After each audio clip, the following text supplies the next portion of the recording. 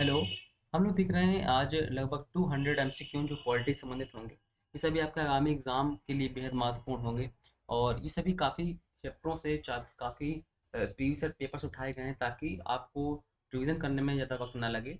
और इसके साथ साथ आपको जो इसमें क्वेश्चन में दिए गए हैं ऑप्शन उनको पढ़ना है, उसके बाद अपने खुद के आंसर देने हैं। उसके बाद वीडियो को आगे बढ़ाइएगा, है ना, ताकि क्योंकि मैं सभी ऑप्शन पढ़ूंगा तो वीडियो काफ़ी लंबी हो जाएगी, तो इसको आपको करना है अपने खुद से भी आंसर देने जिन्होंने पढ़ रखा है पहले से ही। टॉपिक पे आते हैं। आज का आपका पहला क्वेश्चन कहता है, कहता उपराष्ट्रपति पद की अर्हता के संबंध में निम्न में से क्या सही नहीं है। तो ऑप्शन आप पढ़िए और फिर उनके आंसर सोचिए कौन सा सही नहीं है। तो राज्यसभा का सदस्य हो, ये इसमें सही नहीं है। कहता निम्नलिखित में से कौन सा जनता द्वारा प्रत्यक्ष रूप से निर्वाचित सदन है। तो जनता द्वारा प्रत्यक्ष रूप से निर्वाचित सदन कौन सा होता है? लोकसभा, जो कि अनुच्छेद 81 में आती है। राज्यसभा अनुच्छेद 80 में है और 79 में संसद है। कहता निम्नलिखित में से कौन लगातार दूसरी बार प्रधानमंत्री पद पर आसीन हुए थे। तो ये भी हुए थे, ये भी हुए थे, जवाहर अटल बिहारी भी हुए थे, उपरोक्त में सभी हैं। तथा प्रत्येक राज्य में महाधिवक्ता की नियुक्ति निम्नलिखित में से किसके द्वारा की जाती है। प्रत्येक राज्य में महाधिवक्ता जो होता है ये विधि अधिकारी होता है, इसकी जो नियुक्ति करता है राज्यपाल करता है। अगला कहता है भारत में योजना आयोग के प्रथम अध्यक्ष कौन थे। योजना आयोग के अध्यक्ष जो होते हैं प्रधानमंत्री होते हैं। और योजना आयोग की हुई 1 जनवरी 2015 को नीति आयोग में बदल दिया गया। और नीति आयोग का फुल फॉर्म होता है national institute for transforming India. इसके प्रथम अध्यक्ष कौन थे? पीएम थे, नरेंद्र मोदी। ठीक है। तो इसी प्रकार से यहाँ के प्रथम अध्यक्ष कौन होंगे? पंडित जवाहरलाल नेहरू। आगे कहता है उपराष्ट्रपति के संबंध में निम्न में से कौन सा कथन सत्य है। उपराष्ट्रपति के संबंध में निम्न कौन सा कथन सत्य है। वो संसद का सदस्य नहीं होता है। संसद का सदस्य कौन कौन होता है? राष्ट्रपति होता है, लोकसभा होती है और राज्यसभा होती है। ये संसद के 3 प्रमुख सदस्य होते हैं। कहता है भारत में लोकसभा किसका प्रतिनिधित्व करती है। तो लोकसभा जो होता है भारतीय जनता का प्रतिनिधित्व करती है। आगे कहता है भारत के प्रधानमंत्री के विषय में कौन सा कथन सही है। तो नियुक्त होते हैं या निर्वाचित होते हैं या मनोनीत होते हैं या चयनित होते हैं। तो वो नियुक्त करते हैं, राष्ट्रपति इनको नियुक्त करता है अनुच्छेद 75 के तहत। आगे कहता है किसी राज्य का उच्चतम विधि अधिकारी कौन होता है। तो किसी राज्य का उच्चतम विधि अधिकारी कौन होता है? अ, तो कौन होता है? एडवोकेट जनरल होता है, जिसे हम बोलते हैं महाधिवक्ता। ठीक है। आगे कहता है राष्ट्रीय विकास परिषद की अध्यक्षता कौन करता है। राष्ट्रीय विकास परिषद की अध्यक्षता भारत का प्रधानमंत्री करता है। कहता है निम्नलिखित में से कितने समय बाद राज्यसभा विघटित हो जाती है। तो राज्यसभा कभी विघटित होती ही नहीं है ना, तो कभी नहीं विघटित होती है। कहता भारतीय संविधान के किस अनुच्छेद में लोकसभा के गठन के संबंध में प्रावधान किया गया है। तो लोकसभा अनुच्छेद 81 में आती है, आपको बताया है हमने, है ना। आगे कहता है भारत के प्रधानमंत्री का पद अ, संविधान द्वारा गठित है, परंपराओं पर आधारित है, संसद द्वारा पारित साधारण विधेयक द्वारा गठित है, उपरोक्त सभी असत्य हैं। तो ये जो है आपका संविधान द्वारा गठित है, अनुच्छेद 75 में कहा गया है। ठीक है। आगे कहता है मुख्य सतर्कता आयुक्त यानी कि सीवीसी की नियुक्ति निम्न में से कौन करता है। तो इनकी नियुक्ति जो होती है 4 साल के लिए राष्ट्रपति करता है, ये दिया गया राष्ट्रपति। आगे कहता है निम्नलिखित में से कौन संविधानोत्तर संस्था यानी जिसका उल्लेख संविधान में नहीं है उसे हम बोलते हैं संविधानोत्तर संस्था। तो संघ आयोग 315 में है, वित्त आयोग 280 में है, योजना आयोग किसी में नहीं है, चुनाव आयोग आपका 324 में है। तो यही होगा योजना आयोग। आगे कहता है राज्यसभा के सदस्य का कार्यकाल कितने वर्ष का होता है। तो राज्यसभा सदस्य का कार्यकाल कितने वर्ष का होता है? 6 वर्ष का होता है। आगे कहता है मूल संविधान में लोकसभा सदस्यों की संख्या कितनी निर्धारित की गई थी। तो 525 निर्धारित की गई थी। आगे कहता है प्रधानमंत्री की नियुक्ति कौन करता है। तो प्रधानमंत्री की नियुक्ति राष्ट्रपति करता है और राष्ट्रपति को ये त्यागपत्र भी देता है। आगे कहता है जिला कलेक्टर किस अधिकारी के अधीनस्थ कार्य करते हैं। जो जिला कलेक्टर होते हैं वो काम करते हैं संभागीय युक्त अधिकारियों के अंदर। आगे कहता है निम्नलिखित में से किस संवैधानिक पदाधिकारी को उनके पद से पदच्युत करने के लिए महाभियोग की प्रक्रिया का पालन करना आवश्यक नहीं है। यानी किनके ऊपर महाभियोग की प्रक्रिया नहीं चलती है। राष्ट्रपति पे चलती है, उपराष्ट्रपति पे भी चलती है, संघ लोक सेवा आयोग के अध्यक्ष पर नहीं चलती है, सर्वोच्च न्यायालय के न्यायाधीश पर भी चलती है। संघ लोक सेवा आयोग सही होगा। आगे कहता है राज्यसभा को भंग किया जा सकता है, तो राज्यसभा को कभी भंग ही नहीं कर सकते हैं, तो इनमें से कोई भी नहीं सही है। अगला कहता है 31वें संविधान संशोधन अधिनियम द्वारा लोकसभा की अधिकतम सदस्य संख्या कितनी कर दी गई थी, तो कितनी कर दी गई थी, 545 कर दी गई थी। आगे कहता है प्रधानमंत्री को उसके पद और गोपनीयता की शपथ कौन दिलाता है, तो शपथ जो नियुक्ति करता है वही शपथ दिलाता है, यानी कि राष्ट्रपति दिलाता है। अगला कहता है भारत सरकार के सर्वोच्च शासकीय अधिकारी कौन होते हैं, तो भारत सरकार के सर्वोच्च जो अधिकारी होते हैं वो होते हैं भारत के मंत्रिमंडल सचिव। आगे कहता है निम्नलिखित में से कौन राष्ट्रीय विकास परिषद के अंग नहीं होते हैं, तो राष्ट्रीय विकास परिषद के जो अंग नहीं होते हैं वो राज्यों के राज्यपाल नहीं होते हैं, राज्यों के मुख्यमंत्री होते हैं, प्रधानमंत्री होते हैं और मुख्य योजना आयोग के अध्यक्ष भी होते हैं। आगे कहता है बजट पहले किसके द्वारा पारित किया जाता है, तो बजट जो है पहले लोकसभा में पारित होता है। बजट का उल्लेख अनुच्छेद 112 में दिया गया है, उसमें कहा गया कि वार्षिक वित्तीय विवरण, बजट शब्द का उल्लेख नहीं है, बजट के बजट के स्थान पर वार्षिक वित्तीय विवरण का उल्लेख। आगे कहता है निम्नलिखित में से कौन सदस्य न होते हुए भी संसद के किसी भी सदन की कार्यवाही में हिस्सा ले सकता है, मत देने का अधिकार के बिना, यानी उसे मत देने का अधिकार नहीं, जबकि संसद के किसी भी सदन में वो भाग ले सकता है। तो वो कौन होता है, वो होता है आपका महान्यायवादी। आगे कहता है राज्य का उच्चतम विधि अधिकारी कौन होता है, तो एडवोकेट जनरल होता है। कहता है निम्नलिखित में से कौन राज्य के नीति निषेध सिद्धांतों से संबंधित नहीं है, नीति निषेध तत्व जो है आयरलैंड से लिए गए हैं, तो कहता है सिद्धांतों से संबंधित नहीं है, तो वो कौन सा आपका सूचना का अधिकार इससे संबंधित नहीं है, बाकी सभी राज्य के नीति निषेध तत्व। कहता है क्षेत्रीय परिषदों का गठन किसके द्वारा किया जाता है, तो क्षेत्रीय परिषदें जो होती हैं ये इनका गठन राष्ट्रपति करता है, यानी जोनल काउंसिल। कहता है किसी विधानमंडल के किसी सदस्य द्वारा प्रस्तुत प्रस्ताव को जन महत्व का अविलंब मामला मानते हुए जो चर्चा की जाती है उसे क्या कहते हैं, उसे हम बोलते हैं स्थगन प्रस्ताव बोलते हैं। अगला क्वेश्चन कहता है निम्न लोकसभाओं में से किसने 5 वर्ष से अधिक अवधि तक कार्य किया है, कौन सी ऐसी लोकसभा थी जिसने 5 वर्ष से अधिक कार्यकाल किया है, तो वो थी आपकी 5वीं लोकसभा, जिसका कार्यकाल 1 वर्ष बढ़ा दिया गया था 2 बार। आगे कहता है भारत का सॉलिसिटर जनरल कौन होता है, तो वो होता है एक प्रशासनिक अधिकारी होता है सॉलिसिटर जनरल। कहता है भारत में दलीय व्यवस्था किस प्रकार की है, भारत में एक दलीय है, बहुदलीय है, द्विदलीय, कैसी है, तो यहाँ पर भारत में कैसी है, बहुदलीय व्यवस्था है।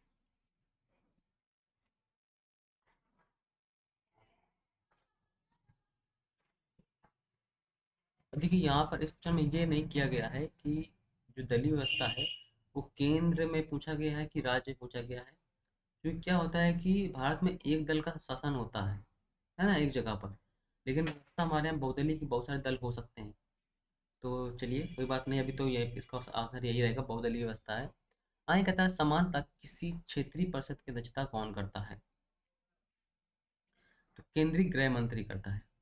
कहता है निम्नलिखित में से कौन राज्यसभा का अध्यक्ष होता है, तो राज्यसभा का जो अध्यक्ष होता है वो कौन होता है, राष्ट्रपति होता है, आपको पता है।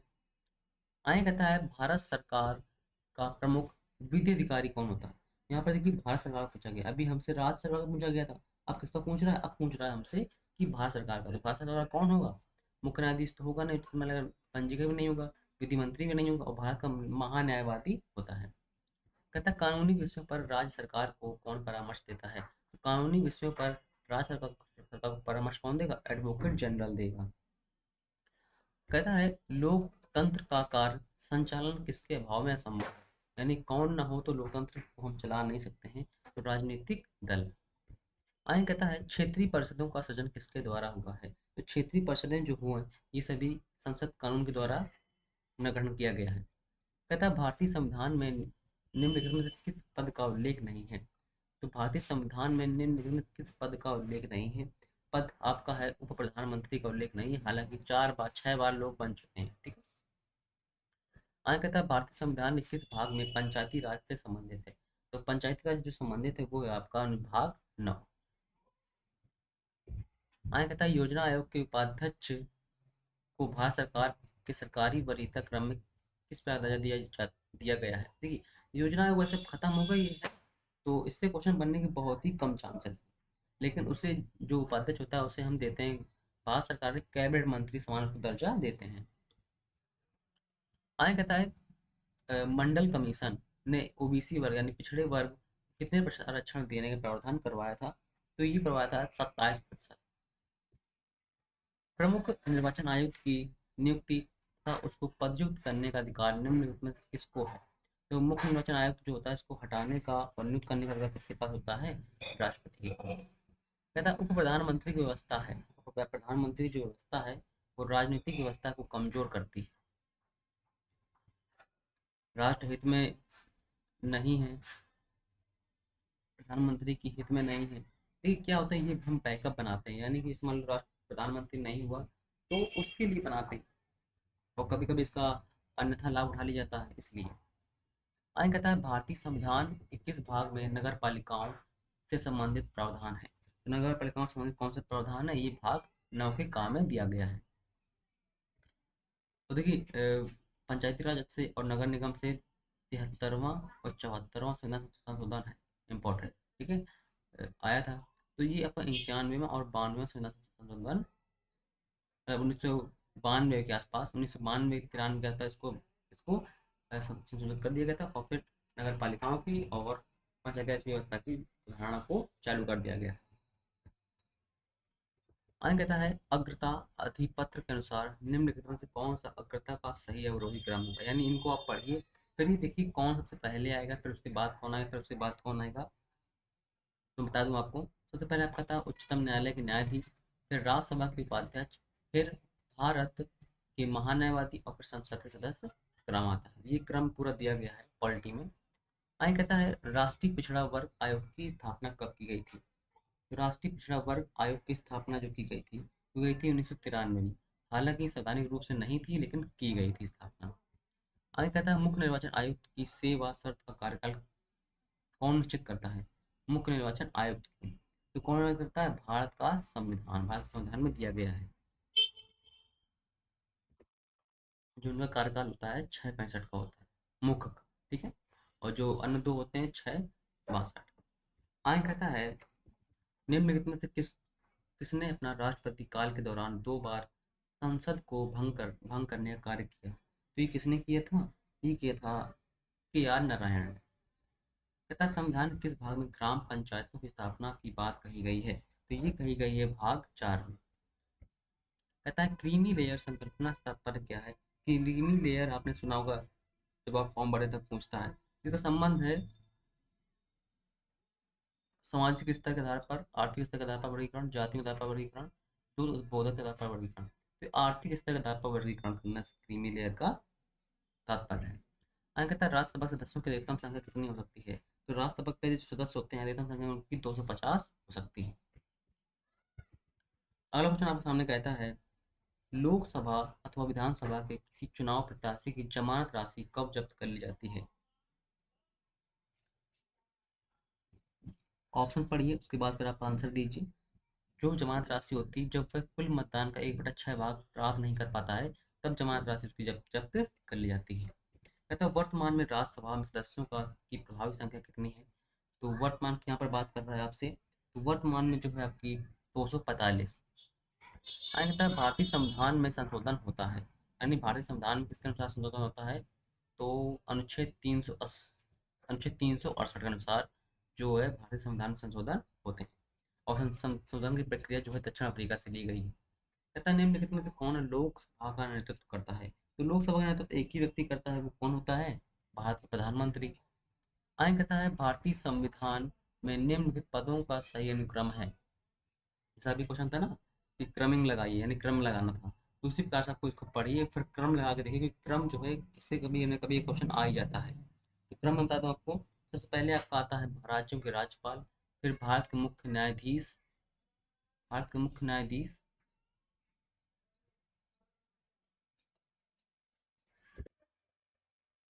उसके बाद जो आता है आपका राज्यों के मुख्यमंत्री, और उसके बाद मुख्य चुनाव आयोग। अब देखिए मैं आपको एक बार क्रम बता दूं, सबसे पहले आपका आता है राष्ट्रपति सबसे नंबर 1 पर, उसके बाद जो दूसरे नंबर पर आता है, दूसरे नंबर पर होता है उपराष्ट्रपति, तीसरे नंबर पर आपका होता है प्रधानमंत्री। चौथे नंबर पर होता है विभिन्न राज्यों के राज्यपाल। पांचवें नंबर पर होते हैं भूतपूर्व राष्ट्रपति। इसके बाद छठवें नंबर पर होते हैं भारत के मुख्य न्यायाधीश। समझिए न्यायाधीश से ऊपर रखना चाहिए। इसके बाद फिर आपके आते हैं संघ के कैबिनेट मंत्री। लगभग यहाँ तक ही क्रम आपसे पूछेगा, इसके आगे नहीं जाएगा, तो याद रखिएगा, थोड़ा इसको लिख लीजिएगा। आगे कहता है, तो यही बी वाला सही होगा। आगे कहता है इलेक्ट्रॉनिक वोटिंग यानी ईवीएम का प्रयोग भारत में चुनाव में कब से प्रारंभ? सबसे पहले केरल में हुआ था। इसके बाद जो सन है, सन पूछा गया आपसे, तो सन का क्या हुआ? 1998 में। कहता है भारतीय संविधान की कौन सी व्यवस्था दक्षिण अफ्रीका से ली गई? अभी मैंने बताया था आपको कि संविधान संशोधन की प्रक्रिया जो है दक्षिण अफ्रीका से ली गई है। कहता है लोक वर्तमान में लोकसभा सदस्यों की प्रभावी संख्या कितनी है? तो कुल कितनी है वर्तमान में? 545। ठीक है। आगे कहता है संघीय मंत्रिपरिषद का अध्यक्ष कौन होता है? तो संघीय मंत्रिपरिषद का जो अध्यक्ष होता है वो होता है राष्ट्रपति, प्रधानमंत्री, गृह मंत्री। तो इसका जो होता है प्रधानमंत्री होता है संघीय मंत्रिपरिषद का। आगे कहता है संविधान की किस अनुसूची में अनुसूचित जाति और अनुसूचित जनजाति क्षेत्रों की प्रशासन के संबंध में प्रावधान किया गया है? तो ये किया गया है आपका पांचवें और छठवें अनुसूची में किया गया है। 12 अनुसूचियां हैं कुल। आगे कहता है भारतीय संविधान में केंद्र व राज्य सरकारों के कार्य क्षेत्र को संघ सूची, राज्य सूची और समवर्ती सूची द्वारा स्पष्ट किया गया है। जो कार्य इन सूचियों में वर्णित नहीं है वह किसके अधिकार क्षेत्र में आते हैं? तो कोई सीधी सी बात, संघ के क्षेत्र में आते हैं। जो इन तीनों में नहीं आता है वो सभी उनको संघ देखती है। ठीक है। अगला कहता है वर्ष 1967 से 1969 के दौरान भारत के उप प्रधानमंत्री कौन रहे थे? तो देखिए उप प्रधानमंत्री की बात आ गई ना। तो प्रधानमंत्री कौन रहे थे? वो रहे थे आपके चौधरी चरण सिंह और बाबू जगजीवन राम। आगे कहता है पंचायती राज प्रणाली किस पर आधारित है? तो पंचायती राज प्रणाली जो है ये आधारित है सत्ता के विकेंद्रीकरण पर। आगे कहता है संविधान संशोधन के लिए विधेयक को संसद के किस सदन में पेश किया जाता है? तो संशोधन जो विधेयक होता है उसे हम किसी भी सदन में यानी लोकसभा राज्यसभा दोनों किसी भी सदन में प्रयोग कर सकते हैं। ठीक है। तो किसी भी सदन में। आगे कहता है किसी क्षेत्र को अनुसूचित और जनजाति घोषित करने का अधिकार किसे है? तो ये अधिकार होता है राष्ट्रपति के पास। आगे कहता है अवशिष्ट विषयों पर विधि निर्माण का अधिकार किसे प्राप्त होता है? तो अवशिष्ट विषय होते हैं जो उन तीनों अनुसूचियों पर नहीं आते हैं, तो उन्हें उन पर विषय कौन बनाता है? उन्हें उन पर संघ बनाता है। संघ यानी केंद्र। कहता है पंचायती राज प्रदान करता है। तो पंचायती राज जो है आपका ये स्थानीय स्तर पर लोकतांत्रिक शासन प्रदान करता है।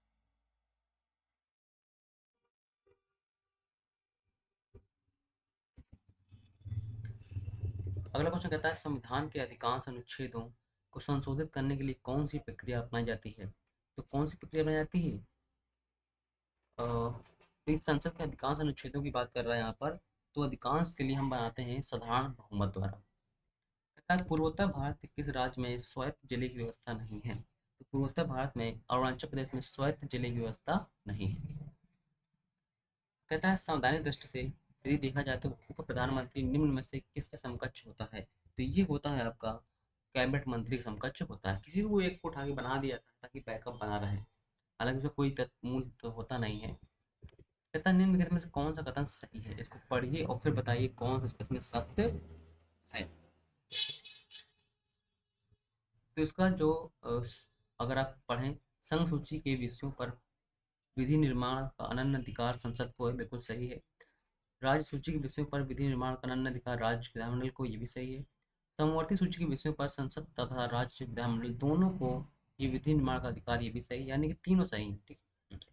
कहता है पंचायती राज का प्रधान लक्ष्य क्या है? तो पंचायती प्रधान लक्ष्य यही है कि ग्राम वासियों में शक्ति का विकेंद्रीकरण बना रहे। कहता है भारतीय संविधान का अधिकांश भाग किसके द्वारा संशोधित किया जा सकता है? अधिकांश भाग जो होता है अकेले संसद ही संशोधित कर सकती है। कहता है निम्नलिखित में संसद का अनन्य भाग नहीं है? तो ये आपको बता चुके हैं हम, उपराष्ट्रपति नहीं होता, बाकी तीनों होते हैं। आगे कहता है निम्नलिखित में से कौन एक निर्वाचन आयोग का कार्य नहीं है? तो निर्वाचन आयोग को अगर आपने पढ़ा है तो ऑप्शन लगाइए इसके। उम्मीदवारों का चयन करना ये निर्वाचन आयोग का कार्य नहीं होता है, बाकी लिस्ट बनाना है ना, और कार्य क्षेत्र डिवाइड करना, ये सब काम इसके होते हैं। आगे कहता है यदि समवर्ती सूची के किसी विषय पर राज्य विधानमंडल द्वारा निर्मित अधिनियम और उसी विषय पर संसदीय अधिनियम परस्पर विरोध हो तो क्या होता है, यानी ये कि किसी विषय पर राज्य भी कानून बनाए, किसी विषय पर केंद्र भी कानून बनाए, तब क्या हो, तब यही होगा कि जो संघ संघ का होगा, यानी संसदीय संसदीय अधिनियम, जो नियम पहले बना है दूसरे पर लागू होगा, नहीं ये नहीं होगा। जो नियम बाद बना वो पहले भी लागू होगा, ऐसा भी नहीं होगा। संसद संसदीय अधिनियम राज्य अधिनियम पर लागू होगा। संसदीय यानी कि जो संसद ने बनाया है, जो भी नियम बनाया होगा वो सभी राज्यों पर, यानी राज्य के नियम के ऊपर वो चलेगा, यानी संघ का प्रभाव ज्यादा रहता है। अगला कहता है राष्ट्रपति पद के निर्वाचन हेतु कौन सी पद्धति अपनाई जाती है। तो राष्ट्रपति के पद के लिए एकल संक्रमणी मत प्रणाली, यानी डी नंबर सही, ठीक है। आगे कहता है निम्नलिखित में से कौन लाभ के पद का निर्णय करेगा। लाभ का पद कौन, ये संसद तय करती है कि कौन सा लाभ का पद है कौन सा नहीं है, संसद। अगला क्वेश्चन कहता है संसदीय मंत्रिमंडल में संघीय मंत्रिमंडल की इस बैठक का सभापति कौन करता है। तो ये सभापति कौन करता है, प्रधानमंत्री। कहता है क्या भारत का नियंत्रक एवं महालेखा परीक्षक पद ग्रहण करने की पूर्व शपथ लेता है। तो ऐसा कहीं होता है क्या, होता है।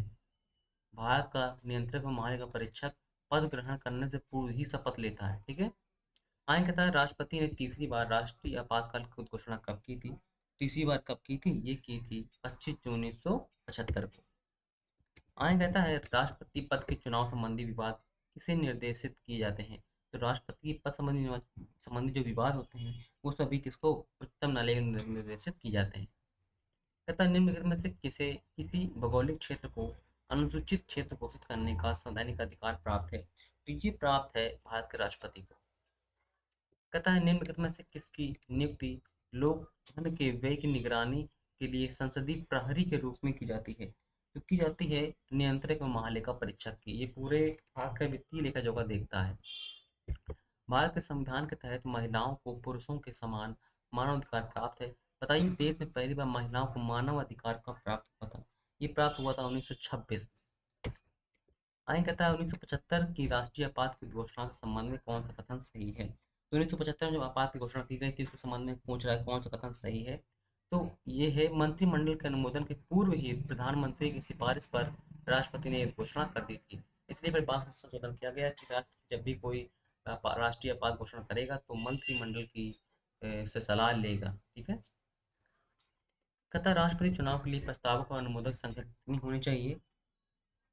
तो कम से कम 50-50 होनी चाहिए, ठीक है। आगे कहता है भारत का राष्ट्रपति चुना जाता है। भारत के राष्ट्रपति चुनाव में कौन कौन भाग लेता है। तो ये भाग लेते हैं संसद के दोनों सदस्यों के निर्वाचित सदस्य, यानी लोकसभा और राज्यसभा के, और राज्य विधानसभाओं के निर्वाचित सदस्य इसमें भाग लेते हैं। कहता है प्रधानमंत्री की नियुक्ति राष्ट्रपति करता है। ये किस अनुच्छेद में वर्णित है। तो किसमें बता चुके हम लोग आपको कई बार, अनुच्छेद 75 में। कहता है नियंत्रक एवं महालेखा परीक्षक की नियुक्ति राष्ट्रपति के द्वारा की जाती है। उसे अपने पद से हटाया जा सकता है। इसके द्वारा संसद के दोनों सदनों से संबोधन। आगे कहता है 44वें संविधान संशोधन अधिनियम 1978 के द्वारा अनुच्छेद 352 में किस शब्द के स्थान पर सशस्त्र विद्रोह रखा गया था। तो ये रखा गया था आंतरिक अशांति पर। कहता है भारत का राष्ट्रपति निर्वाचित होने के लिए निम्नलिखित में से कौन सी बात अयोग्य मानी जाएगी। भारत का नागरिक हो, 35 वर्ष की आयु पूरी कर चुका हो, इसके बाद लोकसभा सदस्य निर्वाचित होने का इरादा रखता हो, कोई लाभ का पद ग्रहण किए हो, ये बात, ठीक है। कहता भारतीय गणतंत्र का कौन सा राष्ट्रपति था जो सदा भारतीय धर्मनिरपेक्षता को सर्वधर्म स्वभाव कहता रहा। तो वे कौन था, एक थे डॉक्टर राधा एस कृष्णा। कहता मंत्रिमंडल की बैठक की अध्यक्षता कौन करता है। तो मंत्रिमंडल की बैठक की अध्यक्षता कौन करेगा, प्रधानमंत्री। आगे कहता है निम्नलिखित में से कौन सा भारत का कंसोलिडेट फंड का पर्यावरण निरीक्षण करता है। तो कौन करता है, ये करता है भारत का नियंत्रक एवं महालेखा परीक्षक। कहता राष्ट्रीय आपात की घोषणा को संसद के समक्ष उसकी स्वीकृति हेतु रखा जाना आवश्यक होता है। 1 माह के अंदर रखा जाना आवश्यक होता है। अगला क्वेश्चन कहता है भारत के राष्ट्रपति का चुनाव किया जाता है तो एकल शंखमणि मत प्रणाली के द्वारा किया जाता है। भारत सरकार का संवैधानिक अध्यक्ष कौन होता है। तो भारत सरकार का संवैधानिक अध्यक्ष कौन होता है, भारत का राष्ट्रपति। अगला क्वेश्चन कहता है भारत के प्रधानमंत्री पद के लिए उम्मीदवार की कम से कम कितनी उम्र होनी चाहिए? तो कम से कम इसकी उम्र होनी चाहिए 30 वर्ष। ठीक है, यानी कि वे भारत के प्रधानमंत्री की बात कर रहा है ना यहाँ पर आपसे, तो वो आपका 25 वर्ष होने चाहिए। 30 वर्ष जो है ये आपका राज्यसभा सदस्य होने के लिए है और 25 वर्ष लोकसभा सदस्य होने के लिए। अगला क्वेश्चन कहता है भारत के नियंत्रक व महालेखा परीक्षक का कार्यकाल होता है, तो इनका जो कार्यकाल होता है वो होता है 6 या 65 वर्ष आयु, जो भी पहले हो जाए। अगला क्वेश्चन कहता है राष्ट्रीय आपातकाल की अधिकतम अवधि की सीमा कितनी होती है? तो होती है इनकी कोई सीमा नहीं है, राष्ट्रीय आपातकाल की कोई सीमा नहीं, कितने समय तक लगा रह सकता है। ठीक है, अगला क्वेश्चन कहता है राष्ट्रपति पद का चुनाव किसके द्वारा संचालित किया जाता है? तो कौन करता है? निर्वाचन आयोग ही करेगा। ठीक है, निर्वाचन आयोग जो होता है राष्ट्रपति के, उपराष्ट्रपति के, संसद के और प्रधानमंत्री के और यहाँ तक कि मुख्यमंत्री के चुनाव आयोजित करवाता है। अगला क्वेश्चन कहता है भारत के प्रथम राष्ट्रपति के रूप में राजेंद्र प्रसाद का चुनाव किया गया था,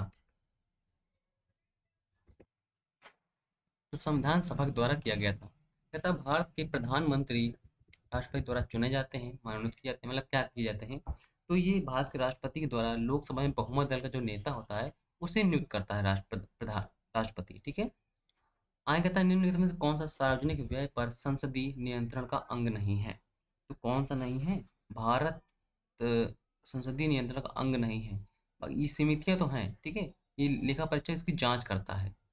कहता है राष्ट्रपति राष्ट्रीय आपातकाल की घोषणा तब कर सकते हैं जब, कब करते हैं, देख पढ़िए इनको, इसके बाद फिर आंसर दीजिए आप खुद ही। तो कब करते हैं? उन्हें ऐसा करने के लिए केंद्रीय कैबिनेट ने लिखित निर्णय प्राप्त, जब केंद्रीय कैबिनेट उन्हें लिखित दे देता है तब राष्ट्रपति राष्ट्रीय आपातकाल की घोषणा करता है। कहता है निम्नलिखित में से कौन सा भारत में प्रशासन पर विधायी नियंत्रण का एक साधन नहीं है? तो कौन सा नहीं है? सदन का विघटन। आगे कहता है भारत का राष्ट्रपति निर्वाचित होने की न्यूनतम आयु सीमा क्या है? तो न्यूनतम आयु सीमा लगभग 35 वर्ष की आयु वो पूरी कर चुका हो। कहता है प्रधानमंत्री कौन बनता है? तो लोकसभा में जो बहुमत दल का नेता होता है उसे ही अधिकतर प्रधानमंत्री बनाया जाता है। हालांकि वो राज्यसभा संबंधित है तो कोई भी दिक्कत नहीं है, लेकिन फिर भी अधिकतर यही इसी को बनाते हैं। कहता है प्रार्थना समिति सदस्य चुने जाते हैं, तो प्रार्थना समिति जो सदस्य होते हैं वो केवल लोकसभा चुने जाते हैं और इसमें कुल 30 सदस्य होते हैं। आगे कहता है राष्ट्रीय आपातकाल की घोषणा का स्वतः प्रभाव होता है। राष्ट्रीय आपातकाल की जब घोषणा हो जाती है तो उसके तहत ही अनुच्छेद आपका 20 व 21 को छोड़कर सभी मूल अधिकार जो होते हैं सभी खत्म हो जाते हैं। आगे कहता है भारतीय संसद का मंत्रिपरिषद सामूहिक रूप से जिम्मेदार होता है। किसके प्रति जिम्मेदार होता है? वो जिम्मेदार होता है आपका लोकसभा के प्रति। कहता है जब राष्ट्रपति और उपराष्ट्रपति दोनों के पद एक साथ रिक्त हों तब अस्थायी रूप से कौन कार्य करता है? तो जब राष्ट्रपति और उपराष्ट्रपति दोनों नहीं है तो भारत का मुख्य न्यायाधीश काम करता है। कहता है यदि भारत के प्रधानमंत्री संसद के उच्च सदन के सदस्य हैं तो तब क्या हो? तब देखिए क्या होता है, वे अविश्वास प्रस्ताव की स्थिति में अपने पक्ष में वोट नहीं दे सकते हैं। ठीक है, ये ध्यान रखिएगा। जब अगर वो राज्यसभा के सदस्य हैं, यानी उच्च सदन राज्यसभा को बोलते हैं, तो अविश्वास प्रस्ताव की स्थिति में अपने पक्ष में वोट नहीं दे सकते हैं। आगे कहता है भारत के नियंत्रक एवं महालेखा परीक्षक की रिपोर्ट की समीक्षा करने वाली संसदीय समिति कौन सी है? तो ये कौन सी? लोक लेखा समिति, लोक सेवा नहीं लोक लेखा। ठीक है, लोक लेखा समिति में आपके 22 सदस्य होते हैं। आगे कहता है राष्ट्रीय आपातकाल में संविधान की संघीय प्रकृति क्या होती है? तो राष्ट्रीय आपातकाल में जो होता है ये वैसी ही बनी रहती है, यानी संघ प्रभावी होता है। कहता है केंद्र और राज्यों के बीच वैधानिक शक्तियों का बंटवारा किस अनुसूची में दिया गया है? तो ये दिया गया है आपका 7वीं अनुसूची। आगे कहता है संपूर्ण भारतीय संविधान के निर्माण में संविधान सभा को कितना समय लगा था? तो ये लगा था 2 वर्ष 11 माह और 18 दिन का। आगे कहता है भारतीय संविधान के लिए मसौदा तैयार करने वाली समिति के अध्यक्ष कौन थे? तो कौन थे? B.R. अम्बेडकर थे। अगला कहता है निम्नलिखित में से कौन सा युग्म संस्था और संविधान का अनुच्छेद सुमेलित है? यानी कि चारों में कौन सा सुमेलित है? भारतीय सर्वोच्च न्यायालय अनुच्छेद 124 में है, ये तो गलत है। निर्वाचन आयोग 324 में, यही सही है। संघ लोक सेवा आयोग आपका 315 में है। महाधिवक्ता जो है आपका 315 में है। ठीक है, ये भी गलत है। तो बी नंबर सही है। आगे आते हैं, कहता है किसी राज्य के नाम में परिवर्तन करने का अधिकार निम्न में से किसको प्राप्त है? तो संसद को प्राप्त है। अगला कहता है भारत के राष्ट्रपति पद पर निर्वाचित होने के पात्र बनने के लिए किसी व्यक्ति की आयु होनी चाहिए 35 वर्ष पूर्ण कर चुका हो। अगला कहता है अपनी पदावधि समाप्त होने के पूर्व उपराष्ट्रपति को उसके पद से हटाने का अधिकार किसे होता है? तो ये होता है संसद को। कहता है किस दिन से संविधान सभा का अंतरकालीन संसद के रूप में आविर्भाव हुआ था? तो ये आविर्भाव जो हुआ था ये हुआ था 26 जनवरी 1950। अगला क्वेश्चन कहता है भारतीय संविधान में किस अनुच्छेद के अंतर्गत भारत सरकार का दायित्व है कि वह बाह्य आक्रमण और आंतरिक अशांति से राज्यों की रक्षा करे? तो अनुच्छेद 355 के तहत इसमें ये प्रावधान दिया गया है। 352 से लेकर 360 तक ये सब आकस्मिक प्रावधान है ना, आपातस्थितियां दी गई हैं। आगे कहता है राज्यों में पुनर्गठन संबंधी विधेयक को संसद में प्रस्तुत करने से पूर्व किसकी सहमति प्राप्त करना आवश्यक होता है? तो ये होता है आपका राष्ट्रपति की सहमति आवश्यक होती है। आगे कहता है उपराष्ट्रपति का निर्वाचन किसके द्वारा होता है? तो उपराष्ट्रपति में निर्वाचन जो होता है ये सीधी जनता से भाग नहीं लेती, संसद सदस्य में भाग लेते हैं, लोकसभा और राज्यसभा के बस। कहता है भारतीय संविधान का प्रारूप तैयार करने वाली संविधान सभा के सदस्यों को कहाँ से चुना गया था? ये चुना गया था आपका विभिन्न प्रांतों की विधानसभाओं द्वारा चुना गया है। कहता है संविधान के किस अनुच्छेद में भारतीय नागरिकों के मूल कर्तव्य शामिल हैं? तो ये शामिल है आपके अनुच्छेद 51 का में। आगे कहता है भारतीय संविधान के अनुच्छेद 17 में उपबंध किया गया है। 17 में उपबंध क्या किया गया है? आपने मूल अधिकार पढ़े ही होंगे। क्या उपबंध किया गया है? अस्पृश्यता का अंत।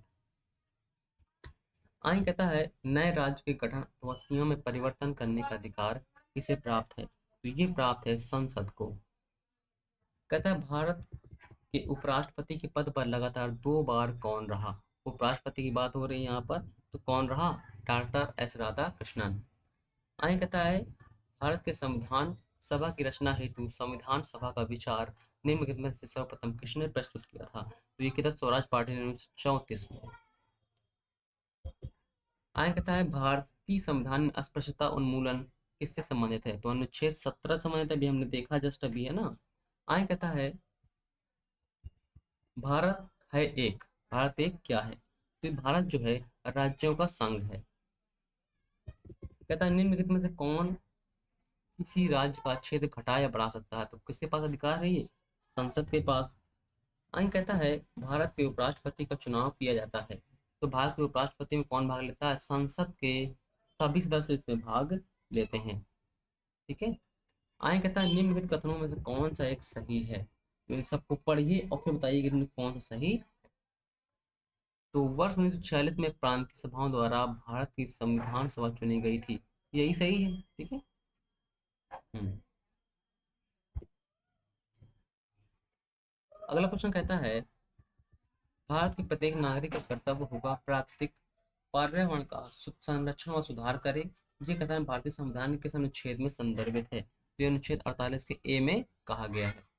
अगला कहता है संविधान में भारत को किस प्रकार वर्णित किया गया है? तो इसमें बोला गया है कि भारत राज्यों का संघ है, यूनियन ऑफ स्टेट्स। कहता है अन्य रजवाड़ों के भारत में विलय के बाद भी किन किन राज्यों ने भारत में शामिल होने से विलंब किया था? तो ये किया था आपका जूनागढ़ और हैदराबाद और जम्मू कश्मीर रियासत।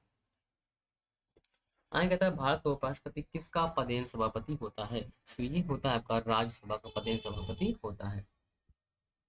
अगला कहता है भारतीय संविधान सभा के प्रथम दिन के अधिवेशन की अध्यक्षता किसने की थी? तो ये किसने की थी? डॉक्टर सच्चिदानंद सिन्हा ने की थी। अगला कहता है भारतीय संविधान किस अनुच्छेद में अनुसूचित जातियों के लिए राष्ट्रीय आयोग का प्रावधान है? तो अनुच्छेद 338 ए में प्रावधान किया गया है। कहता है भारत का संविधान भारत को कैसे वर्णित करता है? तो ये करता है राज्यों के संघ के रूप में। कहता है वोट देने का अधिकार जो है, वोट का अधिकार से तात्पर्य क्या है? तो वोट देने का अधिकार नागरिक का एक अधिकार है। ठीक है। अगला कहता है निम्नलिखित में से कौन सा एक व्यय भारत संचित निधि पर भारित नहीं है? तो भारत उपराष्ट्रपति का वेतन एवं भत्ते भारत की संचित निधि पर भारित नहीं होता है, क्योंकि भारत के उपराष्ट्रपति को उपराष्ट्रपति का वेतन मिलता ही नहीं, उसे तो राज्यसभा सदस्य का वेतन मिलता है। ठीक है। आगे कहता है भारत को एक संविधान देने का प्रस्ताव संविधान सभा द्वारा कब पारित किया गया था? तो ये किया गया था 22 जनवरी 1947 को। अगला कहता है भारतीय संविधान के किस अनुच्छेद में प्रेस की स्वतंत्रता दी गई है? तो 19A में दी गई है। कहता है भारत का संविधान भारत को किस रूप में वर्णित करता है? तो राज्यों के संघ के रूप में वर्णित करता है। ये क्वेश्चन काफी बार रिपीट हो रहा है। आगे कहता है भारतीय नागरिकों के मौलिक अधिकार से युक्त युक्त प्रतिबंधों को आरोपित करने की शक्ति किसके पास होती है? तो ये होती है संसद के पास। कहता है मोहम्मद हामिद अंसारी का भारत के उपराष्ट्रपति के रूप में कौन सा क्रमांक है? इसके लिए आपको पूरे उपराष्ट्रपति के क्रमांक पता होना चाहिए। चलिए मैं बता देता हूँ आपको। इनका जो है 12वां क्रमांक इनका। ठीक है। काफी टफ क्वेश्चन था ये वाला। कहता है संविधान सभा ने भारत के संविधान को कब स्वीकृत किया था? तो ये कब किया था? 26 नवंबर 1949। अगला क्वेश्चन कहता है संविधान के किस अनुच्छेद में राज्यों द्वारा प्राथमिक शिक्षा मातृभाषा में दी जाने का प्रावधान है? तो ये है आपका अनुच्छेद 350 का में। अगला क्वेश्चन कहता है भारतीय संघ में किसी राज्य को सम्मिलित करने का अधिकार किसे है? तो सीधी बात संसद को ही, जितनी बड़ी बड़ी शक्तियां हैं वो सभी संसद के पास है। आगे कहता है किसी कैदी को न्यायालय के समकक्ष प्रस्तुत करवाने के लिए किस रिट की आवश्यकता होती है? तो बंदी प्रत्यक्षीकरण रिट की आवश्यकता होती है। भारत संविधान में कुछ 5 रिटों का उल्लेख है। अगला कहता है किस वर्ष 1977 में पंचायती राज व्यवस्था की समीक्षा के लिए गठित समिति की मध्यस्थता किसने की थी? तो अशोक मेहता ने की थी। अशोक मेहता समिति, परमत मेहता समिति, ये दोनों समितियों को संबंध किससे? पंचायती राज व्यवस्था से। और भी हैं परमत मेहता समिति, अशोक मेहता समिति, पीवी के राव समिति, ठीक है, और एल.एम. सिंघवी समिति और पी.के. थुंगन समिति। ये सभी समिति का संबंध पंचायती राज व्यवस्था से है। आगे कहता है नौकरी तथा शैक्षणिक संस्थाओं में समाज के कमजोर वर्गों के लिए आरक्षण उपलब्ध कराने के लिए केंद्र सरकार को संविधान का कौन सा अनुच्छेद अधिकार प्रदान करता है? तो ये प्रदान करता है आपका अनुच्छेद 16। अगला कहता है मौलिक अधिकार संविधान के किस भाग में वर्णित है? तो मौलिक अधिकार जो है इनका वर्णन कौन से भाग में? भाग 3 में दिया गया है, 12 से 35 तक। आगे कहता है यथार्थ में कार्यपालिका की समस्त सत्ता निम्नलिखित में किसके निहित में होती है? तो जो वास्तव में सत्ता होती है मंत्रिपरिषद के नियंत्रण में होती है। कहता है किसी राज्य की विधानसभा में अधिकतम सदस्य हो सकते हैं। किसी राज्य की विधानसभा की बात कर रहा है यहाँ पर, तो अधिकतम सदस्य कितने हो सकते हैं? 500 हो सकते हैं। कहता है संविधान किस धारा के तहत छुआछूत को समाप्त किया गया है? यानी वही अस्पृश्यता का अंत किया गया है। तो अनुच्छेद 17 के तहत किया गया है। कहता है भारत के संविधान का भाग 3 किससे संबंधित है? तो ये संबंधित है मूल अधिकारों से संबंधित है। कहता है मंत्रिपरिषद का अध्यक्ष कौन होता है? तो मंत्रिपरिषद का अध्यक्ष कौन होता है? प्रधानमंत्री होता है। भारत के संसदीय प्रणाली की शुरुआत निम्नलिखित में से किसके सिफारिश पर की गई थी? तो ये की गई थी संसद के नियम समिति की सिफारिश पर की गई थी। कहता है भारतीय संविधान यह प्रावधान करता है कि किसी भी राज्य विधान सभा में 60 से कम सदस्य नहीं हो सकते हैं। निम्नलिखित में से कौन सा राज्य इसका अपवाद है? तो अपवाद कौन सा है? सिक्किम इसका अपवाद है, जहाँ पर 40। आगे कहता है निम्नलिखित में से भारतीय संविधान के कौन से अनुच्छेद में किसी भी रूप में अस्पृश्यता निषेध का प्रावधान किया गया है? तो अनुच्छेद 17 में किया गया है। आगे कहता है मूल अधिकारों को सर्वप्रथम किस देश में संवैधानिक मान्यता प्रदान की गई थी? तो ये की गई थी संयुक्त राज्य अमेरिका में। कहता है एक मंत्रियों की वरीयता की दृष्टि से मंत्रियों का सही क्रम क्या होता है? सबसे ऊपर आपका आता है कैबिनेट मंत्री, उसके बाद फिर उपमंत्री, उसके बाद फिर राज्य मंत्री। कहता है संसदीय प्रणाली के तहत 12 अप्रैल 1993 को कितनी समितियों ने कार्य करना शुरू किया था? तो कुल 17 समितियों ने कार्य करना प्रारंभ किया था। आगे कहता है निम्नलिखित में से कहाँ पर विधानसभा अस्तित्व में नहीं है? तो जो विधानसभा है वो दिल्ली में भी है, पुडुचेरी में, गोवा में, लक्षद्वीप में भी विधानसभा नहीं है। अगला क्वेश्चन कहता है भारत का संविधान स्पष्टता प्रेस की आज़ादी की व्याख्या नहीं करता, किंतु ये आज़ादी अंतर्निहित है। ये निहित है अनुच्छेद 19 के फर्स्ट के आ में। कहता है भारतीय नागरिकों के मौलिक अधिकार का वर्णन कहाँ से कहाँ तक दिया गया है? तो अनुच्छेद 12 से 35 तक दिया गया है। कहता है निम्नलिखित में कौन मंत्रिपरिषद का सदस्य हो सकता है? तो कौन हो सकता है? संसद का सदस्य कोई भी हो वो मंत्रिपरिषद सदस्य हो सकता है, और जो नहीं होता उसे 6 महीने के अंदर बनना होता है। कहता है संसद की कितने प्रकार की समितियां होती हैं? तो संसद में आपकी जो है स्थायी समिति भी होती है, तथा समिति, यानी दोनों समितियां यहाँ पर देखने को मिलती हैं। अगला क्वेश्चन कहता है किसी राज्य विधानसभा के सदस्यों को न्यूनतम संख्या कितनी हो सकती है? तो अभी हमने इसको देखा था, जस्ट 60 हो सकती है। अगला कहता है भारतीय संविधान के किस अनुच्छेद में प्रेस की स्वतंत्रता दी गई? तो अनुच्छेद 19 के 1 में दी गई है। कहता है डॉक्टर भीमराव अम्बेडकर ने भारतीय संविधान के किस भाग को सर्वाधिक अलौकिक भाग कहा था? तो किसे कहा था? भाग 3 को इन्होंने कहा था, क्योंकि भाग 3 में ये अनुच्छेद 32 है, और 32 को इन्होंने कहा था कि ये संविधान की आत्मा। कहता है क्या राज्यसभा में मनोनीत व्यक्ति मंत्रिपरिषद का सदस्य बन सकता है? तो बिल्कुल बन सकता है। कहता है निम्नलिखित में कौन सी स्थायी समिति है? तो कौन सी स्थायी समिति है? तो प्राक्कलन, लोकलेखा, नियम, ये तीनों स्थायी समितियां हैं, यानी उपरोक्त सभी। कहता है उस संघ राज्य का नाम क्या है जहां निर्वाचित विधानसभा एवं मंत्रिपरिषद है? तो पंडिचेरी। पंडिचेरी में तो नहीं है। उस संघ राज्य का नाम क्या है जहां निर्वाचित विधानसभा एवं मंत्रिपरिषद है? तो पुदुचेरी, हाँ पुदुचेरी सही, ठीक है। दिल्ली और पुदुचेरी दो ही जैसे हैं। अगला कहता है मौलिक अधिकार के अंतर्गत कौन सा अनुच्छेद बच्चों के शोषण से संबंधित है? तो बच्चों से संबंधित अनुच्छेद 24। अगला क्वेश्चन कहता है मूल अधिकार मूल कहलाते हैं क्योंकि क्योंकि वह क्योंकि वह मानव के प्राकृतिक और अप्रतिदेय अधिकार हैं, यानी आप उनसे उन्हें कभी छोड़ नहीं सकते। आगे कहता है मंत्रिपरिषद के सदस्यों को पद की गोपनीयता की शपथ कौन दिलाता है? तो कौन दिलाता है? राष्ट्रपति। कहता है निम्नलिखित में कौन तदर्थ समिति है? तो तदर्थ समिति इसमें से प्रवर समिति, तदर्थ समिति बोलते हैं। तदर्थ समिति ऐसी समिति होती है जो किसी काम के लिए गठित की जाती है।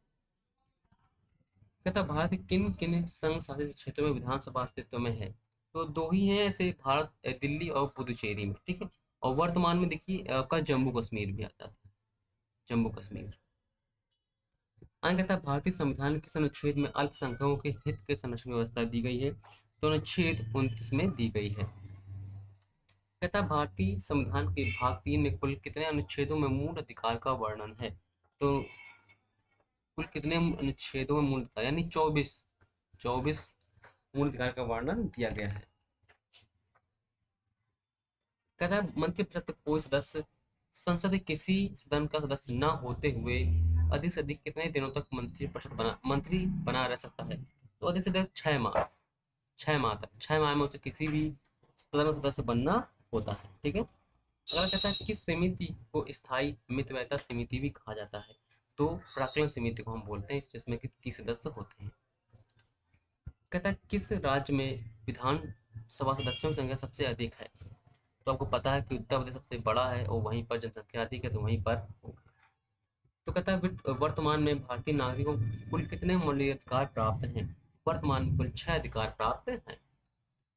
आगे कहता है मंत्रिपरिषद में शामिल होते हैं, यानी मंत्रिपरिषद में कौन कौन शामिल होता है? तो प्रधानमंत्री, उसके अन्य मंत्री शामिल होते हैं।